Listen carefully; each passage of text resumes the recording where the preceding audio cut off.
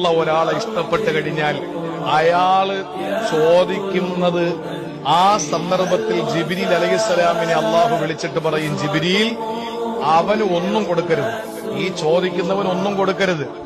അവന്റെ വിളി എനിക്ക് വല്ലാത്ത ഇഷ്ടമാണ്. എനിക്ക് അവന്റെ കിന്നാരം, അവന്റെ യാചന, അവന്റെ ആ ഒരു സങ്കടം, എന്നോട് അവന്റെ മനസ്സലിഞ്ഞുള്ള പ്രാർത്ഥന എനിക്ക് വല്ലാതെ ഇഷ്ടമാണ്.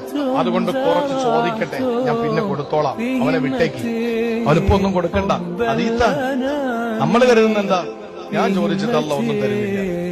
എന്നാൽ അള്ളാഹ്ക്ക് തീരെ ഇഷ്ടമില്ലാത്ത ഒരാള് ചോദിക്കുമ്പോ ജിബ്രീലിനെ വിളിച്ചിട്ട് അള്ളാഹു പറയുമത്രേ അലൈഹിസ്സലാം, ജിബ്രീൽ ആ വിളിക്കുന്നവന്റെ വിളി എനിക്ക് വല്ലാത്തൊരു അരോചകമാണ്, എന്തെങ്കിലും കൊടുത്തങ്ങ് വിട്, എന്തെങ്കിലും കൊടുത്ത് വിട്.